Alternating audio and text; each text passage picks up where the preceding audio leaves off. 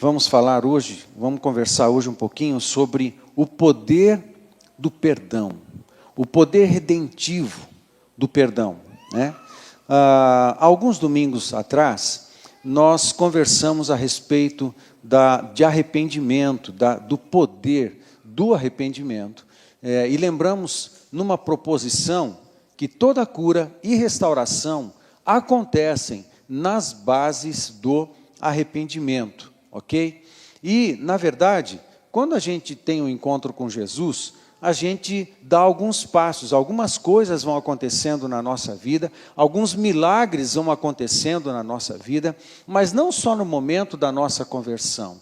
E a maioria dos milagres tem que continuar acontecendo. Por exemplo, arrependimento e fé. O Novo Testamento apresenta para nós essas duas coisas que são necessárias para você entrar na salvação e a salvação entrar em você. É arrependimento e fé, só isso.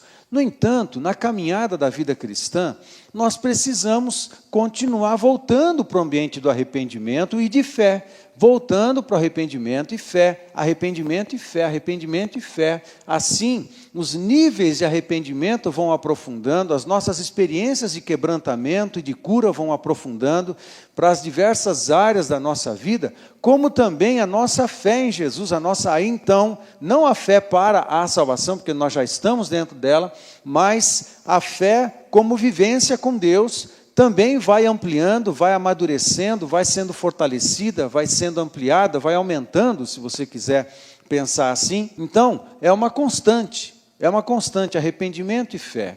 Então, depois do arrependimento, primeiro o arrependimento, depois o passo seguinte, diante do confronto com as nossas mazelas, é a confissão. E logo na sequência tem que acontecer o quê? Tem que acontecer depois da confissão o perdão. Quando você confessa os pecados em quebrantamento, confessa os pecados em arrependimento ao Senhor, Ele perdoa. A gente recorre pela fé à cruz do Calvário, ao sangue de Jesus que foi derramado e vertido naquela cruz. O Senhor nos perdoa quando a gente pede perdão. Então a gente experimenta uma redenção nessa experiência aqui de sermos perdoados. São os pecados que aprisionam a gente no mal, são os pecados que aprisionam a gente na perdição, no estado de condenação, são os pecados que às vezes aprisionam as pessoas nas mãos de demônios. E quando os pecados são retirados, os pecados são removidos, né? O que sobra? Sobra um ambiente aberto para que o senhorio de Cristo se instale, um ambiente aberto para que o Espírito Santo venha habitar e passe a comandar as nossas vidas. E acontecem novos níveis de quebrantamento, novos níveis de cura e restauração. Então, o perdão de Deus é que remove todo o entulho da nossa vida, remove toda a sujeira da nossa história, toda a sujeira da nossa alma, é o perdão, ok? A mensagem é apresentada, o arrependimento é o exercício de olhar para si e ver a sujeira, e se entristecer com a sujeira, sentir nojo da sujeira, depois a gente volta, continua o movimento, olha para a cruz do Calvário, vê a obra salvífica de Jesus na cruz do Calvário, cremos nele, e nesse estado de quebrantamento, nós confessamos os nossos pecados,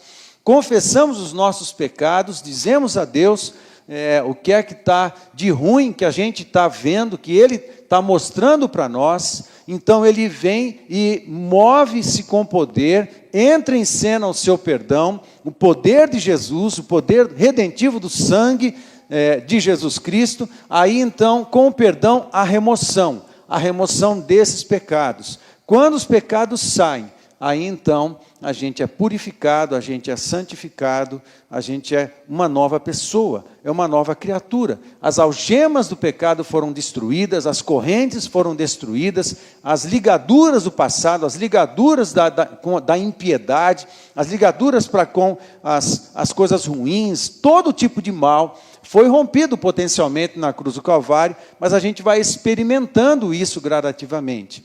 Isso é nos primeiros momentos que a gente encontra com Jesus. Muito bem, na sequência, o que acontece o que deve acontecer, porque nós nascemos de novo em Jesus Cristo. Mudança de conduta, amém?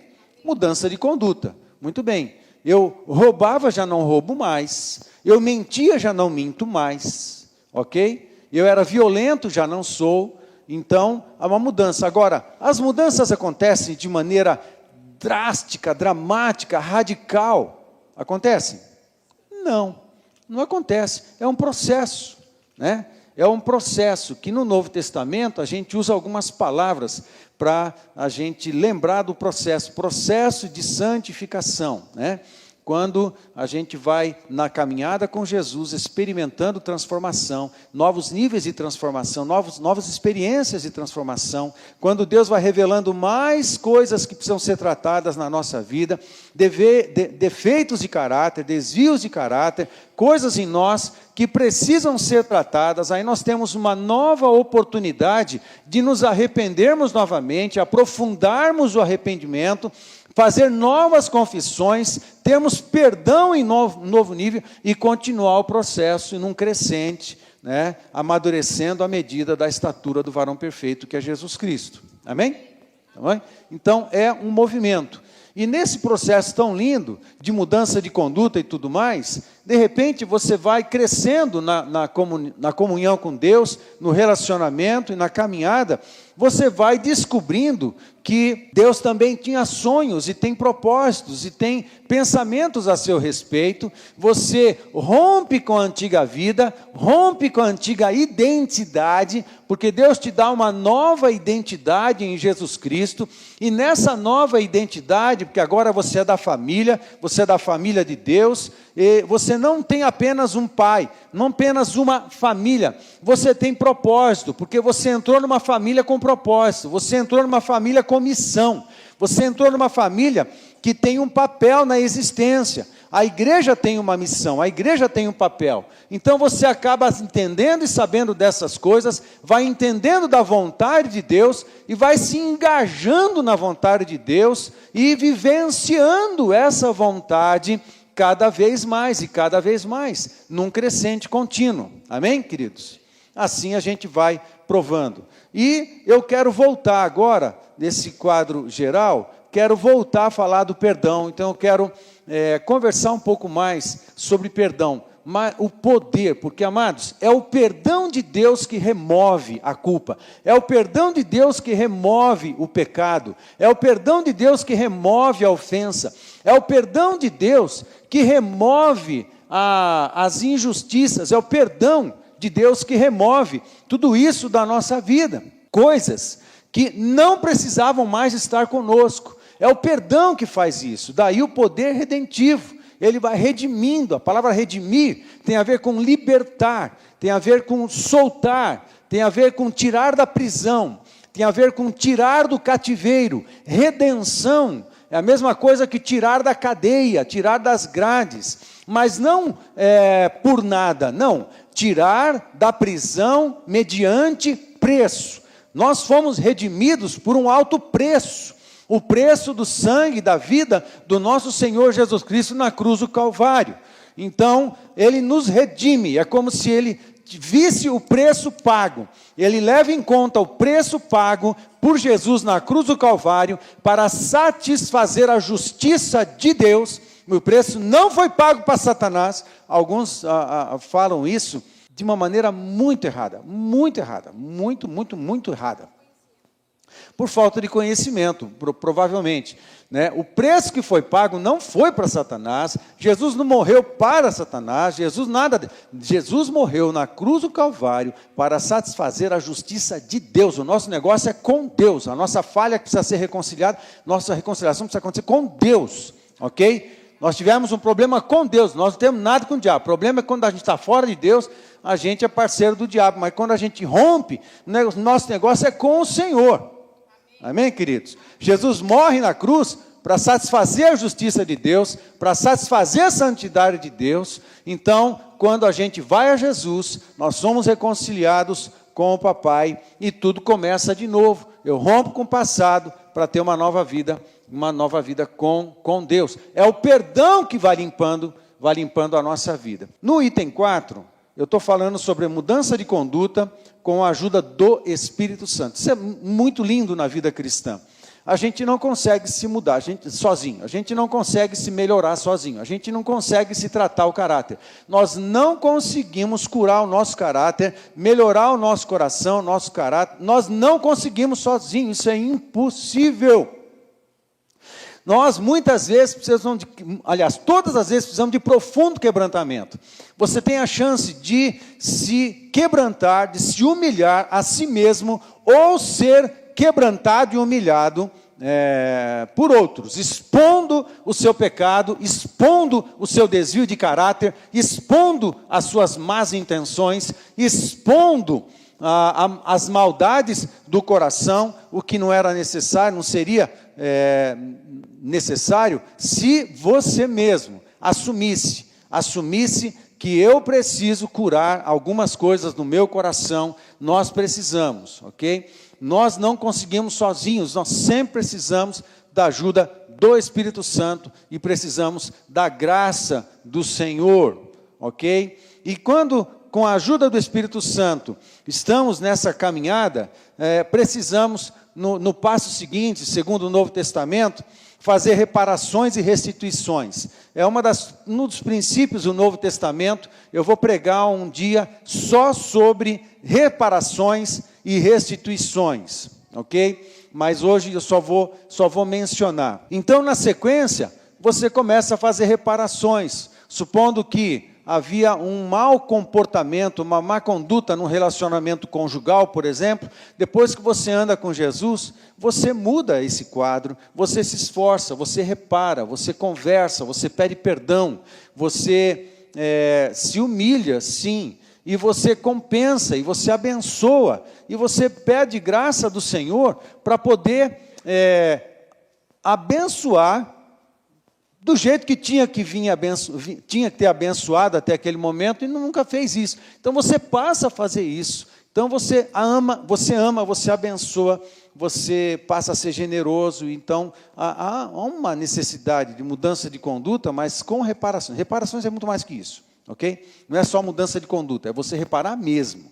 Inclusive tem princípios no Antigo Testamento que são importantes, que você vê Zaqueu, por exemplo, praticando isso, e Jesus valorizando o que Zaqueu estava fazendo.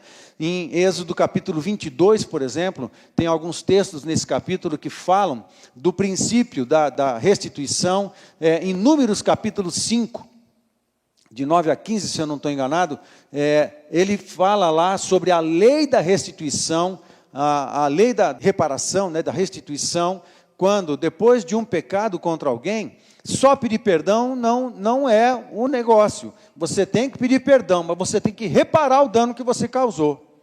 Se o dano é físico, tem que ter reparação física. Se o dano é emocional, você vai precisar da graça de Deus para trabalhar, para fazer reparação dos danos emocionais que você provocou. Como é que você faz? Como é que você faz reparação de dano emocional? É complicado, né? É difícil. Você precisa de amor. Você vai ter que amar duplamente. Vai ter que ter misericórdia duplamente. É preciso fazer tudo isso. E mais, renegar, né, nos passos aí das mudanças de conduta. Renegar as impiedades do passado e do presente. Mudar de mentalidade quanto a si. Filho, você passa a ser filho, rei e sacerdote. Precisa entender quem você é, a sua identidade. A sua natureza a partir de Jesus, né? Quando você entregou a tua vida a Jesus, você é uma nova criatura. Agora você é filho e é rei e sacerdote. Precisa aprender a pensar como filho, como rei e como sacerdote. Isso é fácil? Não, precisa de uma vivência com Deus. Depois, mudar de conduta quanto aos outros, quanto a perdoar, amar e ter compaixão, uma conduta quanto aos outros, quanto à ética moral, e manifestar o caráter de Cristo nessas relações interpessoais. Tudo isso faz parte da vida cristã. Amém, queridos? Tudo isso faz parte da vida cristã. São vidas numa caminhada de transformação, numa estrada de transformação, onde todos nós estamos sendo assemelhados a Jesus Cristo. Amém? Nós estamos todos em tratamento. e todos estamos crescendo juntos nessa caminhada, nos movimentando juntos, ok? Vida cristã é isso. Vida cristã é tratamento constante, é transformação constante. Não só, em todas as faixas etárias, né? Da criança, pré-adolescente, adolescente, jovem, adulto, ancião, todos nós estamos em constante transformação. E isso é vida cristã, ok? E vida cristã não é só vir à igreja no final de semana e no meio de semana você continuar vivendo a sua vida do jeito que acho que deve. Não é, porque igreja não é consumo, né? Você não vem para a igreja para consumir um pouco de palavra boa, uma adoração legal, né? Você não faz isso, né? Para consumir orações por vocês, intercessões, consumir palavras de bênção, de ânimo, de incentivo. Não, a igreja não é um lugar onde se consome evangelho, se consome cristianismo, se consome bênção, né? Evangelho não é isso. Isso ainda está impregnado da idolatria do mundo, do egoísmo do mundo. Não, evangelho é engajamento, evangelho é mistura, evangelho é misturar as nossas entranhas. Cristianismo é misturar as nossas essências, misturar as nossas vidas, misturar os nossos propósitos, somar um com o outro, porque daí a metáfora de corpo de Cristo, de 1 Coríntios capítulo 12, nós todos somos membros do mesmo corpo, um é parte do outro, nós somos todos membros uns dos outros, né? E o cristianismo é essa mistura, é esse engajamento, um para abençoar o outro. Isso é cristianismo, né? Isso é evangelho, né? Tem que se misturar, sim.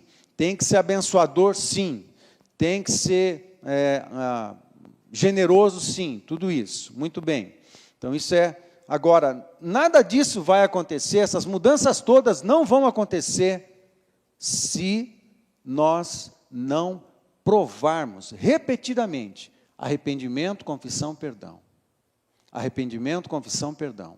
Arrependimento, confissão, perdão. E sempre em novos níveis, aprofundando no arrependimento, mas também crescendo em fé. Amém, gente? E tem que voltar a isso, arrependimento, confissão, perdão. E assim a gente tem muitas experiências de arrependimento, de quebrantamento, e a gente vai tirando as camadas e aprofundando cada vez mais, né? É o Espírito Santo que faz isso, a gente não consegue se autodescobrir, a gente precisa da intimidade e de uma andança com o Espírito Santo para que a gente seja revelado para nós mesmos, né? E assim, essa experiência, ela é contínua, né? E a gente segue nessas experiências. Agora, por isso, eu julgo muito importante entender um pouco mais sobre o perdão.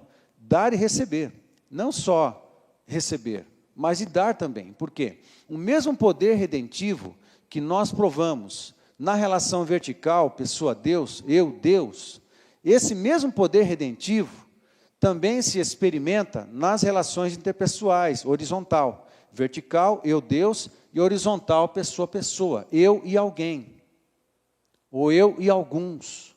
Nós precisamos desse poder redentivo na nossa vida. Redenção, lembra que a libertação, no Antigo Testamento, Deus redimiu o povo, tirando eles do cativeiro do Egito, ok? No Novo Testamento, o conceito ampliou um pouco mais, porque está todo associado à obra salvífica de Jesus na cruz do Calvário, pelo preço que foi pago. É a libertação, sim, mas não sem preço. Tem um preço que foi pago para a nossa libertação. Foi um preço muito caro que foi pago para sermos livres, ok? E tirar de nós, pecado também perdão também tem a ver com remoção.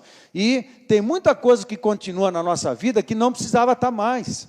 Muito defeito de caráter que continua na nossa vida e não precisava estar mais. Amém, gente? Há muita omissão, às vezes, na nossa vida, e coisas que não são necessariamente qualidades, adjetivos. Às vezes tem procrastinação demais na nossa vida.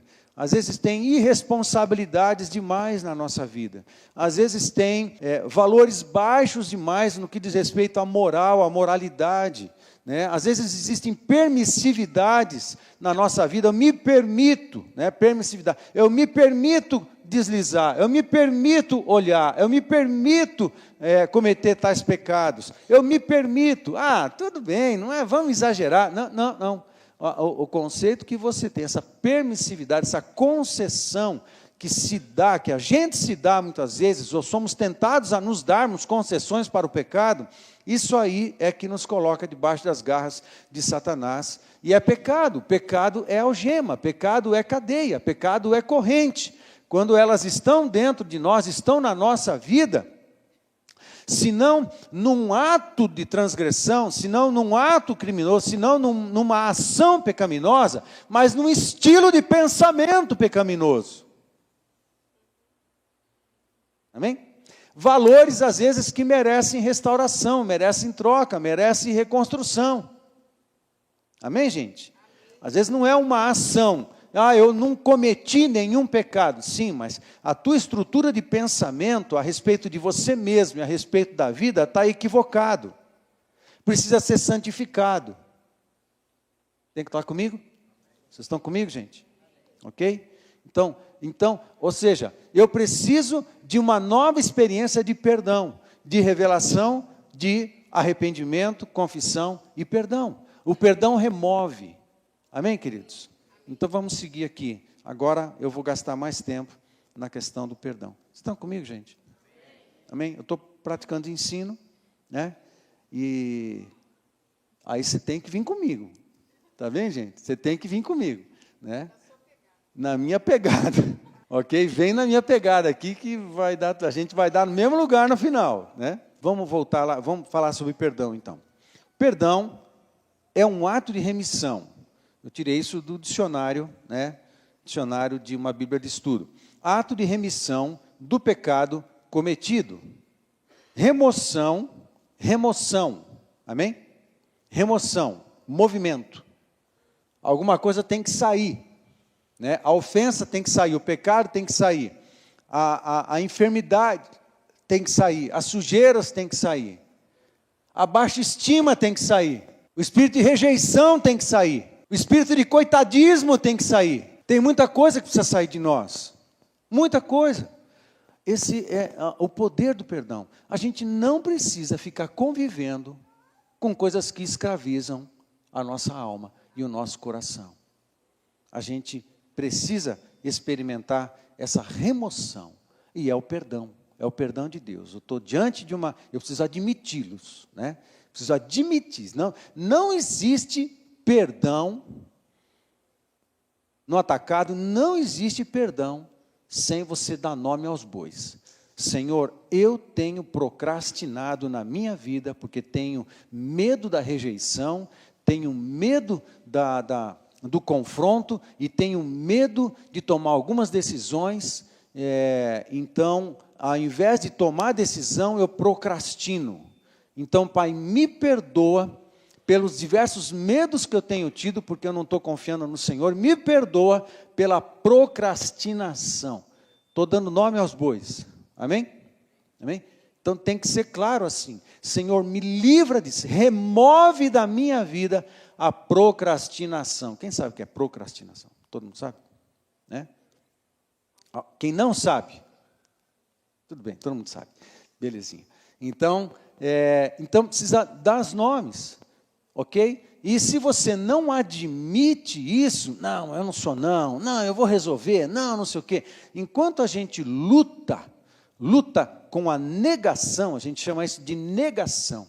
Quando nós continuamos na negação, o pecado continua, porque eu não exponho ele em confissão. Se eu não exponho ele em confissão, não acontece a remoção.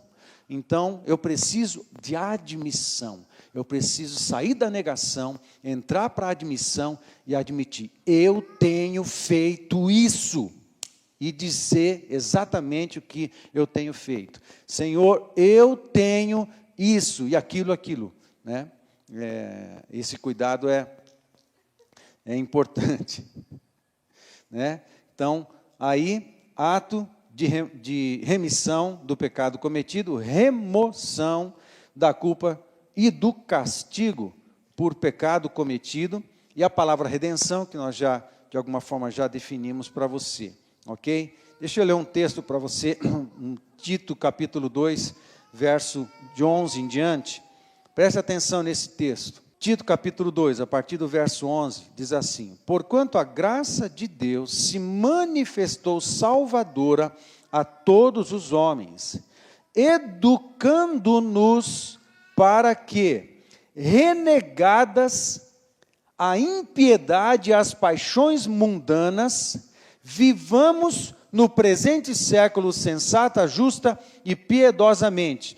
O que Paulo está dizendo e lembrando Tito, para lembrar provavelmente a igreja de Creta, onde o Tito estava servindo, ó, lembrem, parafraseando, lá Paulo Moral, é alguma coisa assim, ó, lembra que na vida cristã, vocês estão sendo ensinados e educados a abrirem mão, a renegarem todos os pecados, todos os desvios de caráter, tudo que o Espírito Santo revelar para vocês como mal, para que vocês neguem tudo isso e todo tipo de paixão mundana que ainda tente se abrigar na sua vida e no seu cotidiano, na sua casa, porque a gente precisa abrir mão dessas coisas sempre na vida cristã, para que a gente possa viver no presente século de maneira sensata, justa e piedosa. Sensata como um filho de Deus nessa terra, justa porque eu estou me ajustando às realidades do reino de Deus e sendo justificados na caminhada com Deus, e piedosa, a palavra piedosa, a raiz é pistes, é fé, é manifestando a nossa fé no nosso dia a dia, manifestando a minha fé em Deus diariamente, manifestando a minha fé em Deus todas as vezes que o Espírito Santo me revela algo que eu preciso corrigir na minha vida, no meu caráter. Amém, amém, queridos? É isso que Paulo está dizendo para Tito ali. Aguardando a bendita esperança e a manifestação da glória do nosso grande Deus e Salvador Cristo Jesus. Eu vivo nessa vida tomando esses cuidados, numa caminhada de santificação, porque eu tenho um propósito futuro, eu tenho uma esperança viva, eu olho para frente, nós todos aguardamos a manifestação do nosso Senhor Jesus Cristo. E o povo do primeiro século, mesmo sem saber quando isso acontecer, também aguardava a manifestação de Jesus Cristo, como nós também aguardamos. Com certeza nós estamos muito mais próximos disso que eles, pelo menos 2000 anos mais próximos. E se é verdade, e eu creio que seja, que nós somos a geração que vai estar vivo na terra com a segunda vinda de Cristo, então isso aqui é para nós. Não importa o que aconteça na nossa nação, a gente vai continuar fiel ao Senhor. A gente vai continuar servo da verdade. A gente vai continuar cristão. A gente vai continuar defendendo os valores do papai, os valores do reino de Deus, que são os nossos valores. São os nossos valores. Amém, queridos? Ah, na igreja falaram assim. Hã? Na igreja falam assim? Eu falo assim. Os meus valores são os mesmos valores de Jesus. Os mesmos valores de Jesus são os meus valores. Amém, gente? Não importa o que aconteça, a gente vai continuar e Deus está no controle. Por pior que possa parecer que vai ficar. Ok, gente? Deus continua no controle. 14. O qual a si mesmo se deu por nós, a fim de remir-nos, ok? A fim de remir-nos de toda iniquidade e purificar para si mesmo um povo exclusivamente seu, zeloso de boas obras. Isso é vida cristã. Quando nós somos resgatados por Jesus, a gente deixou de ser da gente mesmo. E também deixamos de ser do diabo. Nós não vivemos para nós. Nós vivemos para Deus. Por isso eu disse alguns instantes atrás que a igreja, ela não é um lugar de consumo de espiritualidade, de consumo de palavra boa, de consumo de adoração boa, de consumo de oração, de consumo de ajuda, de consumo de cesta básica, de consumo, né? A gente vem, se consome o que a igreja apresenta, para depois voltar no nosso dia a dia, vivendo o nosso estilo de vida. Isso não é cristianismo. Por isso, tem gente que vai para o inferno sendo hindu, tem gente que vai para o inferno sendo islâmico, tem gente que vai para o inferno sendo muçulmano, islâmico, tem gente que vai para o inferno sendo católico, tem gente que vai para o inferno sendo crente.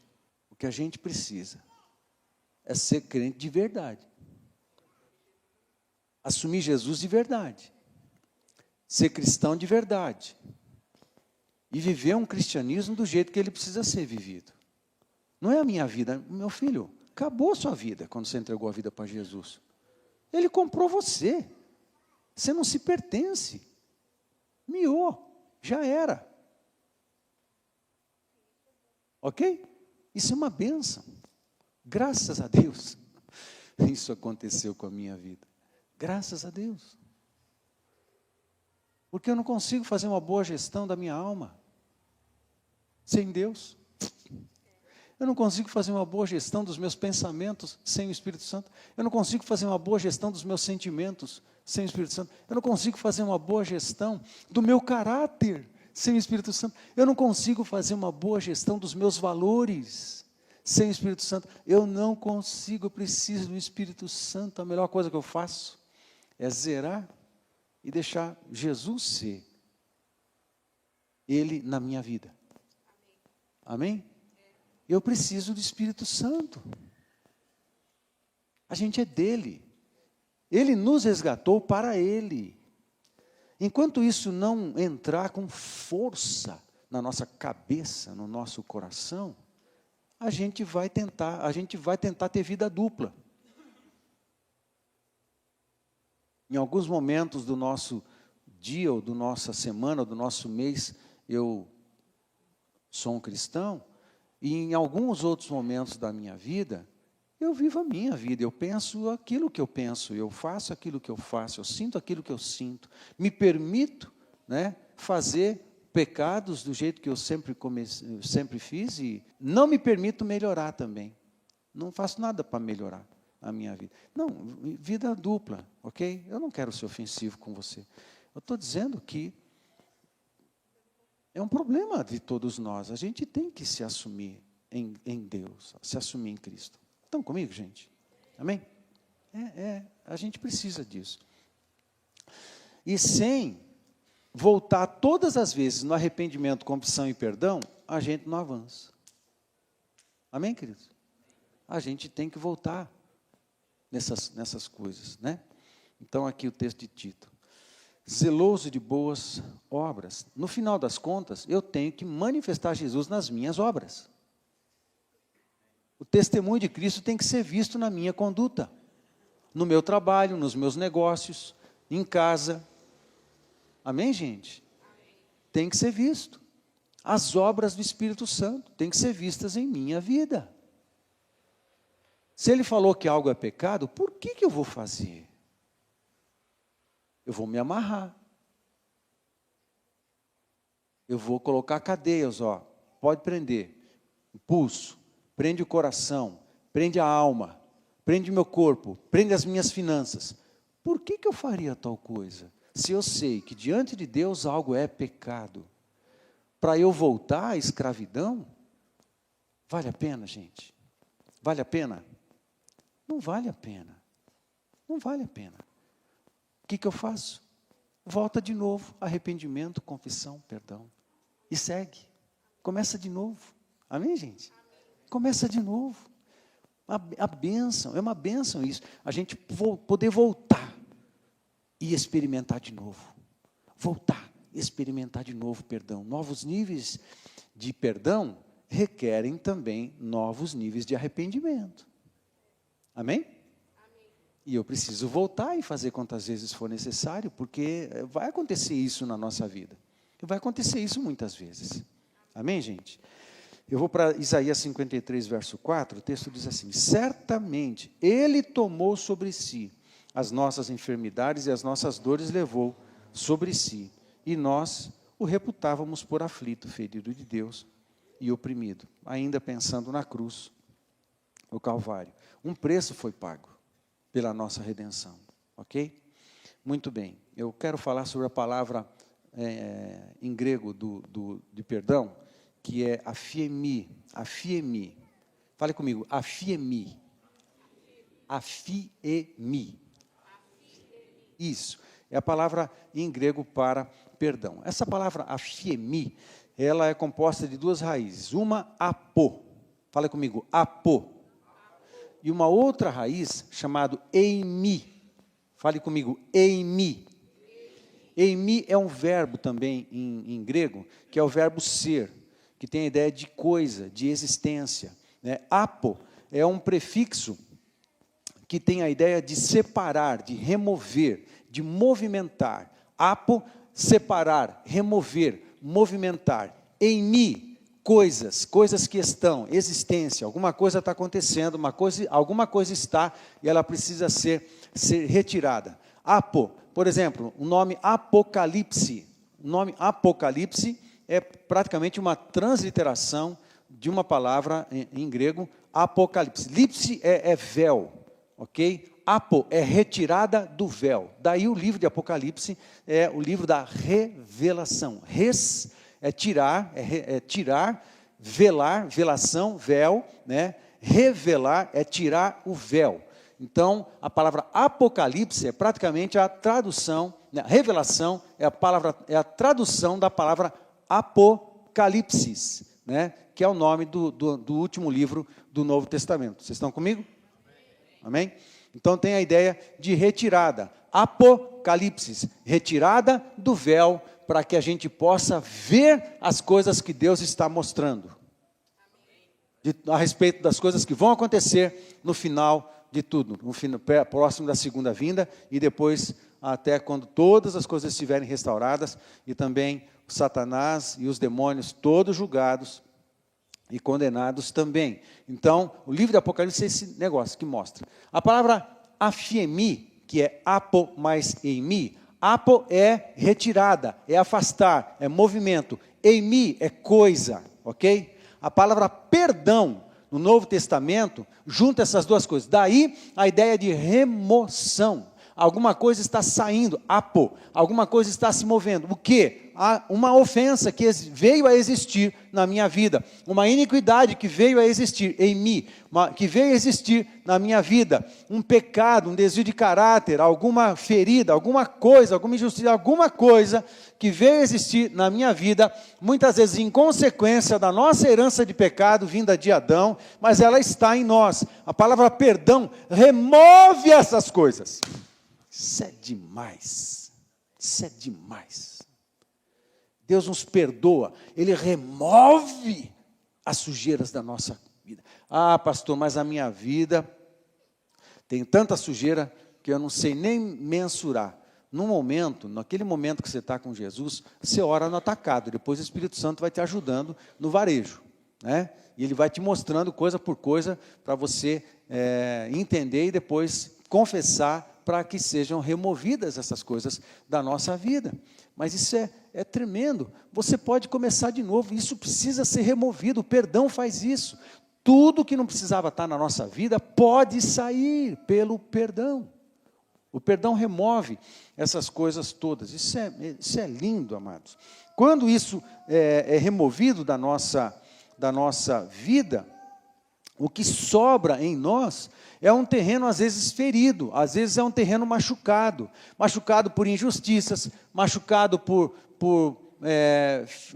coisas que outros fizeram, feridas e machucaduras que outros produziram. Às vezes, quando a ofensa sai, sobra um terreno ferido, um terreno com dor. Mas tudo bem, porque se a ofensa saiu, você cria um campo para o Espírito Santo vir e se estabelecer na área ferida. E o Espírito Santo é óleo de cura. Aí você vai provar cura. Agora, enquanto a ofensa está, o Espírito Santo não tem como vir e produzir cura. Ela precisa sair. Isso tem a ver com o perdão que nós precisamos ter da parte de Deus a nós, mas também tem a ver com o perdão que a gente precisa dar a pessoas. Isso é muito poder redentivo. Poder redentivo vertical, poder redentivo horizontal. A gente é liberto por Deus pelo poder vertical, pelo perdão vertical, mas a gente promove grande libertação nos meus relacionamentos, grande libertação pelo perdão, quando eu ministro perdão horizontalmente. Amém, queridos? E peço perdão também horizontalmente. E faço restituição horizontalmente.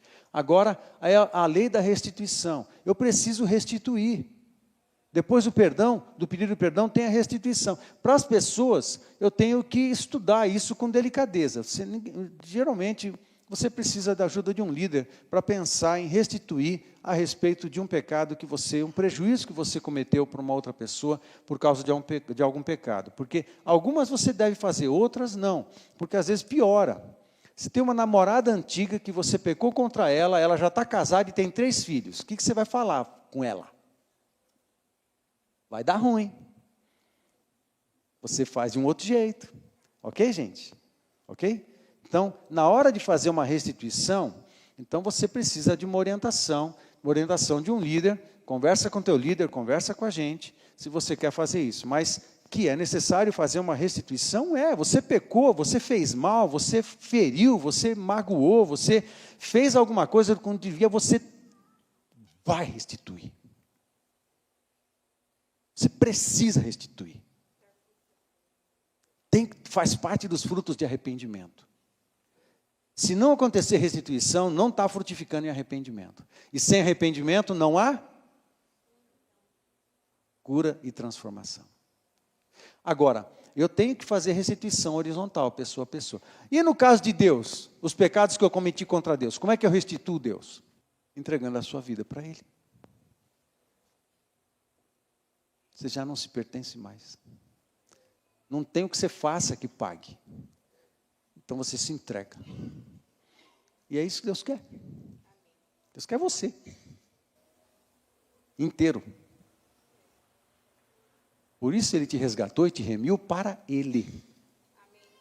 Amém, queridos? Vamos seguir aqui. Perdão. Muito bem. Poder redentivo. Vem comigo em alguns textos aqui. Provérbios capítulo 28, verso 1. Deixa em Salmo 32. Provérbios 28, a cura do relacionamento com Deus pelo perdão. Vamos pensar agora no vertical. Nós e Deus. Vou ler Provérbios 28, 1. O que encobre as suas transgressões jamais prosperará. E a palavra prosperar aqui, ela é ampla. É no sentido lato. É amplo mesmo. Não é, aqui, para a palavra prosperar, é no sentido de ter a sua relação com Deus reconstituída ou restaurada. Não, não é só isso. É tudo na sua vida, inclusive as suas finanças, inclusive seus negócios, inclusive a felicidade da sua casa, inclusive a felicidade dos seus filhos, inclusive a prosperidade da sua família, prosperidade financeira, inclusive a prosperidade financeira dos seus filhos, inclusive os seus projetos, os seus sonhos, prosperidade, amplo, pensa no sentido amplo. O que encobre as suas transgressões jamais prosperará.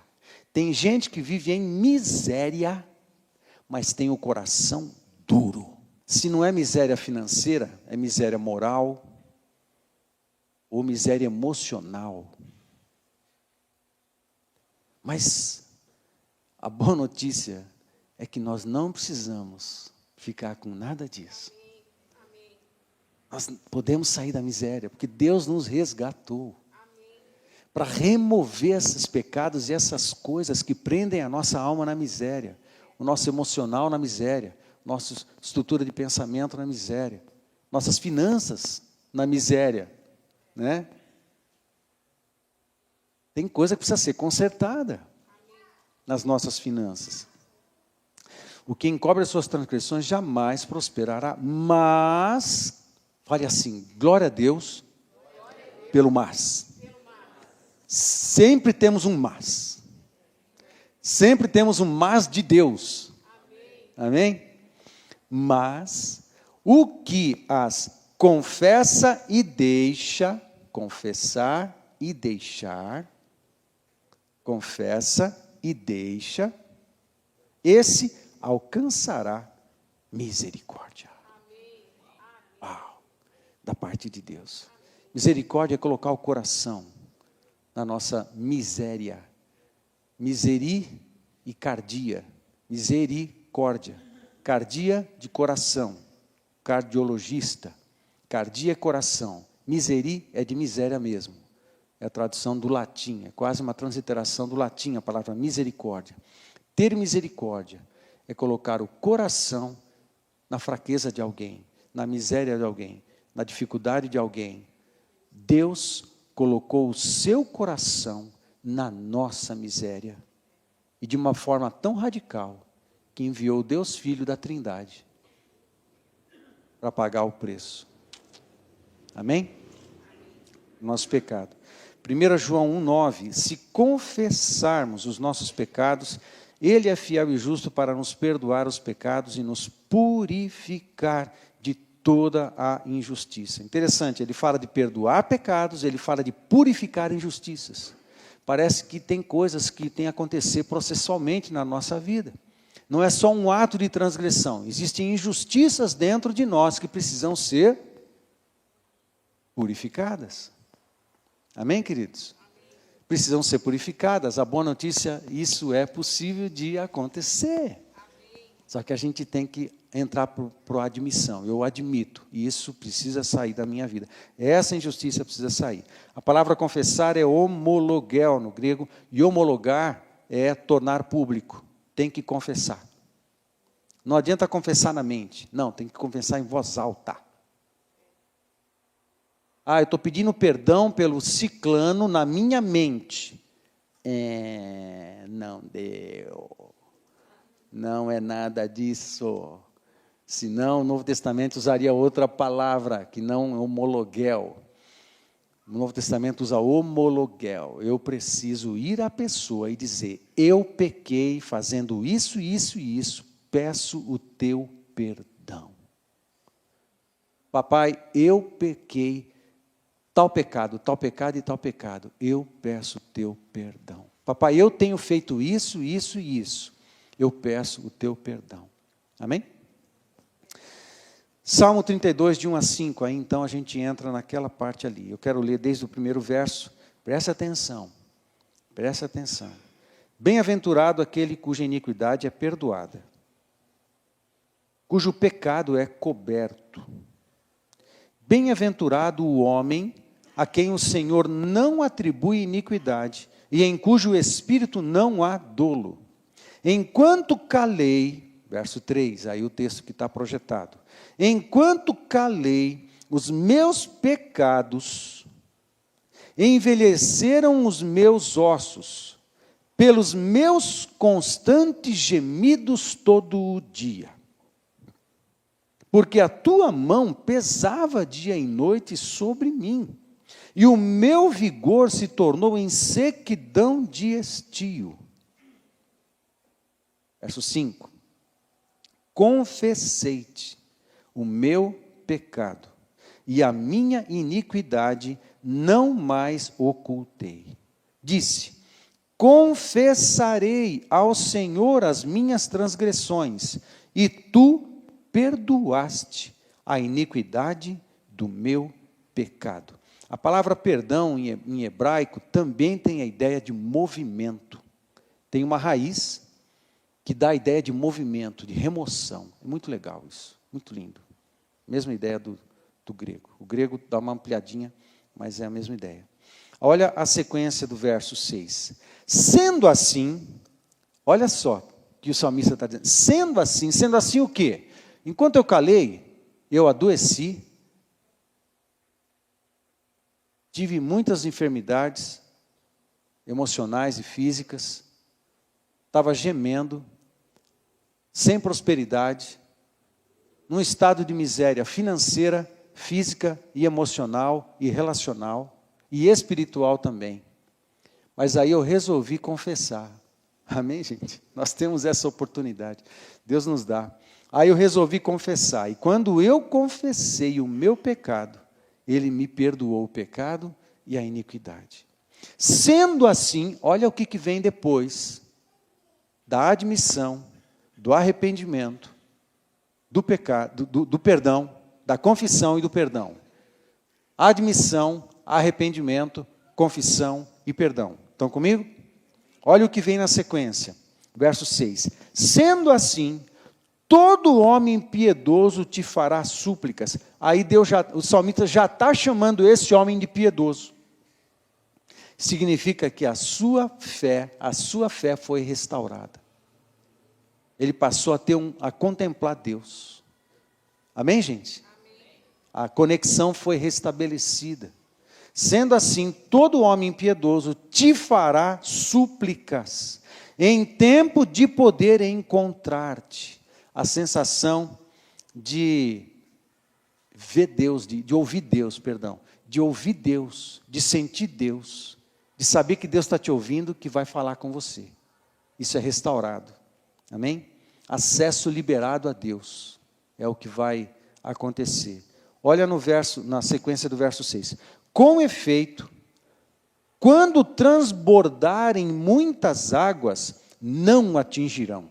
De repente, uma sensação de proteção, uma sensação de segurança, porque a sua comunhão foi restabelecida com Deus. Pode cair o mundo, pode cair a terra, pode cair o Estado, pode cair a prefeitura, pode cair o federal, pode cair um ABC, pode cair o Palmeiras, pode cair o Corinthians e o Flamengo, e pode cair o que for. Eu estou bem, não serei abalado. Amém? Essa sensação, porque a minha conexão foi restaurada. Amém, queridos? Olha o verso 7. Tu és o meu esconderijo. Uau! Antes ele estava morrendo à míngua, num estado de miséria material, física, espiritual, emocional, mas agora ele tem um esconderijo, ele tem um lugar de abrigo, ele sabe onde está para se proteger. Tu és o meu esconderijo, e esse lugar é uma pessoa, né? E ele tem esse lugar. Amém, gente? Tu és o meu esconderijo, tu me preservas da tribulação. Amém, querido? Tu me preservas da tribulação. Tem muitas vezes a gente está sofrendo debaixo de muita tribulação. Talvez Deus esteja mostrando coisas para nós que a gente precisa se arrepender. E de repente a gente pode estar na fase da negação. Não. A melhor coisa é cair de cara no chão. Cair de cara no pó. É a melhor coisa que a gente faz. Amém? Tu és o meu esconderijo, tu me preservas da tribulação e me cercas de alegres cantos de livramento. Alegres cantos de livramento. Não importa o tamanho da luta, nem o tamanho da guerra, nem o tamanho da tribulação. Louvor vai invadir a minha vida, cantos de livramento eu vou entoar. Amém? Um ambiente que vai me cercar, um ambiente de gratidão, um ambiente de louvor, um ambiente de segurança. Por quê? Porque eu estou conectado com o trono. Amém? Aí o verso 8. Instruir-te-ei e te ensinarei o caminho que deves seguir. Sabedoria, direção, orientação. E sob as minhas vistas te darei conselho. Viu um videozinho, hoje ou ontem, não sei, de uma criança que estava na escola tristinha, fazendo uma apresentação, né? E quando ela viu o pai, a menina estava dançando e ela estava parada, procurando a família, procurando o pai, e não achava o pai. Todo mundo dançando e ela parada. Aí, de repente, ela viu o pai. Quando ela viu o pai, acenou para o pai. O pai acenou para ela. Alguém que estava filmando ajudou a entender isso, né? Ela acenou. Quando ela viu, oi, pai! Oi, pai! E começou a dançar. Que demais! A sensação de estar debaixo dos olhos do papai. Né, César? vai dançar igual eu aqui, fazer esse mico, né? Deixa só eu pagar esse mico aqui, você não vai fazer uma coisa parecida, né? A sensação de você estar com os olhos do papai em cima de você. E isso parece que te dá uma sensação de livramento, de segurança. E a gente sente isso, o salmista está dizendo isso, né? E sob as minhas vistas te darei conselho, direção. Ele está me vendo, eu também estou vendo ele, e ele me dá a direção, e eu observo e eu obedeço. Amém, gente? O que eu destaco? Pode seguir, pode mudar? Isso. Do 6 ao 8, sendo assim, aquele que confessa os seus pecados, experimenta isso aqui, do 6 ao 8. São essas 4 lições que eu tiro do 6 ao 8. A gente tem o acesso a Deus liberado, a gente tem certeza e proteção, a gente tem sensação de segurança e fé, e a gente tem segurança de ser orientado e guiado por Deus. Precisamos disso? Isso é bom? Isso é bom ou não? Isso é bom, mas a gente tem que abrir o nosso coração em confissão. Amém, querido? Aí a gente prova um poder redentivo do perdão, quando ele remove da nossa vida o que precisa sair. E sobra Jesus. Amém, gente? Agora, eu quero finalizar. Vamos ler isso, que são as consequências de quem abre o coração. Deixa eu ler os versos 3 a 5, e depois a gente lê junto essas consequências de quem confessa o seu pecado. Enquanto calei, os meus pecados envelheceram os meus ossos, pelos meus constantes gemidos todo o dia, porque a tua mão pesava dia e noite sobre mim. Porque Deus é mau? Porque Ele está me esmagando mesmo para eu entrar no tempo de arrependimento, quebrantamento e confissão. Amém? É isso aí. E o meu vigor se tornou em sequidão de estio. Verso 5. Confessei-te o meu pecado, e a minha iniquidade não mais ocultei. Disse, confessarei ao Senhor as minhas transgressões, e tu perdoaste a iniquidade do meu pecado. A consequência de tudo isso, registrado aqui nos versos de 6 a 8, estão resumidamente nesses 4 itens. Vamos ler junto? Se você confessa o seu pecado, benefício da confissão, da ação redentiva do perdão sobre você, vai te dar essas bênçãos aí. Primeiro, acesso a Deus liberado, certeza de proteção, sensação de segurança e fé, segurança de ser orientado e guiado por Deus. Amém, queridos? Amém? Dê uma salva de palmas ao Senhor, que nos dá essas bênçãos maravilhosas, maravilhosas, maravilhosas, maravilhosas. Aleluia, aleluia. Obrigado. Tudo isso, amados, tudo isso, porque a gente volta do começo, se arrepende, confessa e prova de novo a ministração do sangue redentivo, um perdão redentivo, por causa do sangue redentivo do nosso Senhor Jesus. E o sangue cobre a nossa vida.